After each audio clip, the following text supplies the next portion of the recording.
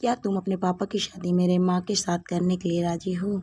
शाम को घर आ रहे हो ना? माँ बहुत अच्छा खाना बनाती है, तुम उनके हाथ की बनी बिरयानी खाकर उंगलियां चाटते रह जाओगे। प्रिया ने सौरभ से कहा, जो अक्सर बाहर ही खाना खाता था। मेरे पापा भी अच्छा खाना बना लेते हैं, बस कभी कभी सब्जी कच्ची रह जाती है और चावल जल जाते हैं, पर वह प्रैक्टिस कर रहे हैं और एक्सपेरिमेंट करना तो उनका शौक है। सौरभ हंसा और बर्गर खाने लगा। वैसे तुम्हारी माँ को मेरा आना बुरा तो नहीं लगेगा ना? तुमने उन्हें हमारे बारे में बता दिया है? डोंट वरी, माँ एकदम कूल है। मेरे सारे दोस्त को वह जानती हैं, बस तुम पहली बार मिलोगे। मैंने यही बताया है कि तुम मेरे खास और सबसे प्यारे दोस्त हो। वैसे भी हमने इससे आगे और कुछ सोचा भी कहाँ है, और तुम खास तो हो ही। प्रिया ने उसके गाल पर चींटी काटते हुए कहा, ठीक भी है, शादी करेंगे। इसके बारे में तय करने के लिए 1-2 साल तो हम रुक ही सकते हैं। शादी हड़बड़ी में करने की चीज़ नहीं है। वैसे आज मुझे पता चला कि पापा की भी एक खास दोस्त है। मैंने उनके मोबाइल पर उनकी फ़ोटो देखी और गलती से थोड़ी चैट भी पढ़ ली। ऐसे मत देखो, मैं उन्हें पूरी स्पेस देता हूँ। उनकी प्राइवेसी में दखल देने का मेरा कोई इरादा नहीं था। अचानक नज़र पड़ गई फ़ोटो पर जो उनके स्क्रीन पर सेव है। मम्मी के जाने के बाद वह बहुत अकेले हो गए हैं, हालांकि मेरे सामने कभी जताते नहीं। तुम्हारी माँ की तरह मेरे पापा भी कूल और मस्त इंसान हैं, किसी बात को लेकर रोक टोक नहीं करते। समय के साथ खुद को बदलना बखूबी जानते हैं। तुम तो मिल चुकी हो उनसे, पूछते रहते हैं मुझसे कि शादी कब कर रहे हो। हाँ, अंकल के साथ बात करने में बहुत मज़ा आता है। वैसे दोस्त हैं उनकी कोई, यह अच्छी बात है। साथी की कमी तो इस उम्र में ज़्यादा खलती है। मैंने अपने पापा को नहीं देखा। मेरे जन्म के 6 महीने बाद ही वह माँ को छोड़कर अमेरिका चले गए, एक गोरी मैम के चक्कर में। बाद में उनका डाइवोर्स हो गया। माँ ने पूरी ज़िंदगी मुझे बड़ा करने में निकाल दी। मैं उन्हें अकेला नहीं छोड़ना चाहती। शादी के बाद वह मेरे साथ ही रहेंगी। प्रिया बीती बातों में गुम हो गई। एक दर्द उसके चेहरे पर उभर आया। हेलो बेटा। शाम को जब सौरभ प्रिया के घर पहुंचा तो उसकी माँ ने स्वागत किया। पल भर को हक्का बक्का सा खड़ा वह उन्हें देखता रहा। हैरानी उसके चेहरे से साफ झलक रही थी। टी शर्ट और कैप्री में वह प्रिया की माँ कम बहन ज़्यादा लग रही थी। बालों में यहाँ वहाँ से झांकती सफ़ेदी, होठों पर एक स्वाभाविक मुस्कान, छलकता अपनापन, एक गरिमामय व्यक्तित्व था उनका। सौरभ को अपनी माँ याद आ गई। शायद हर माँ एक जैसी ही होती है। उसे यूं हैरान खड़ा देख प्रिया बोली, मेरी माँ को देखकर चौंक गए ना? है ना एकदम स्टाइलिश, मेरी बड़ी बहन लगती है ना? हाँ हाँ, सौरभ ने किसी तरह खुद को नॉर्मल बनाए रखा।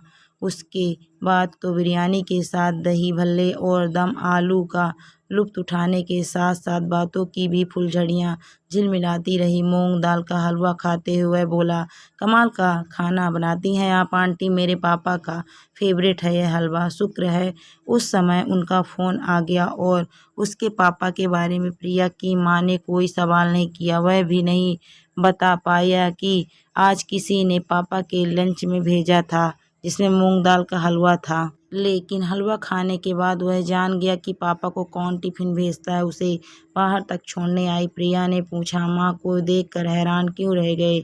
उनकी स्मार्टनेस इसका वजह नहीं थी? इतना तो मैं समझ सकती हूँ, पहले तो तुम कभी माँ से मिले भी नहीं हो। खाते समय भी तुम सहज बने रहने की कोशिश कर रहे थे, लेकिन तुम्हारे भीतर उथल पुथल चल रही है, यही साफ पता चल रहा था। माँ ने भी ज़रूर नोटिस किया होगा। वह साइकोलॉजी की प्रोफेसर रही हैं और अभी भी कंसल्टेंट के रूप में कई संस्थाओं से जुड़ी हुई हैं। वह मुझसे पूछेंगी ज़रूर। इसीलिए बताओ मुझे क्या बात है? पापा के मोबाइल में मैंने जिसकी फ़ोटो देखी थी वह तुम्हारी माँ ही है। उनकी चैट पढ़कर समझ आ गया कि वह दोनों एक दूसरे को लंबे समय से जानते हैं और अक्सर पापा के पास जो टिफ़िन आते हैं वह तुम्हारी माँ ही भेजा करती हैं। तो इसमें परेशान होने वाली बात क्या है? अच्छा ही है कि दोनों एक दूसरे को पहले से जानते हैं। तुम्हारे पापा से मैं जितनी बार मिली हूँ उससे तो लगता है कि उन्हें किसी से दोस्ती करने में देर नहीं लगती होगी। कहीं माँ से मुलाकात हो गई होगी। इसमें इतनी हैरानी की बात क्या है? प्रिया ने पूछा।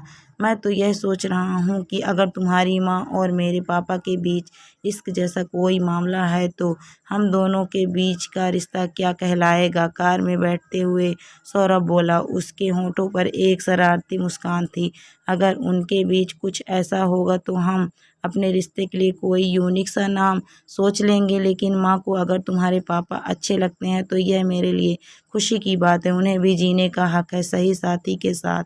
और वैसे भी हम अपने रिश्ते को लेकर सीरियस कहाँ हैं। घर पहुंचकर सौरभ ने देखा कि पापा टीवी देखते हुए मूंग की दाल का हलवा खा रहे हैं। इतनी शुगर आपके लिए ठीक नहीं है। दोपहर में आप हलवा खा चुके हैं। अरे तू भी खा कर देख, क्या बढ़िया स्वाद है। मैं जानता हूँ।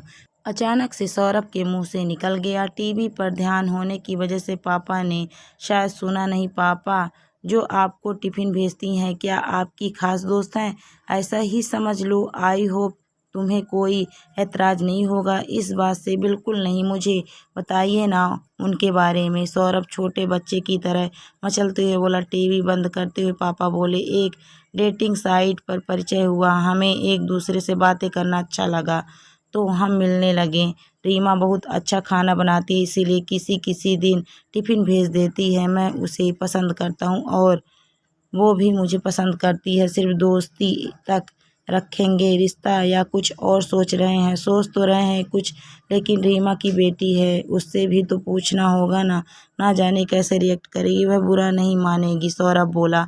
तुम इतने यकीन से कैसे कह सकते हो पापा? वह भी तो आज के ज़माने की ही है।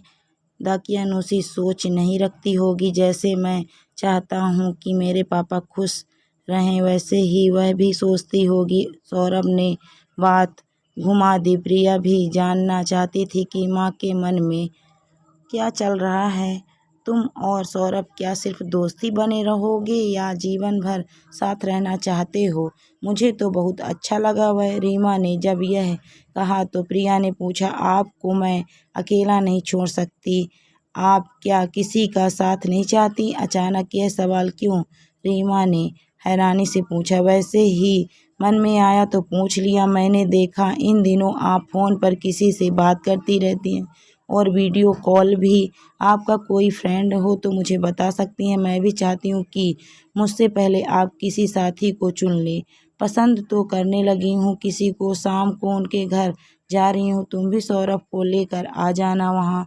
उनसे सौरभ को भी मिलवा दूंगी। प्रिया ने जब फ़ोन पर सौरभ को यह बात बताया तो वह खुश होते हुए बोला, तो फिर बात पक्की समझूं तुम्हारी तरफ से।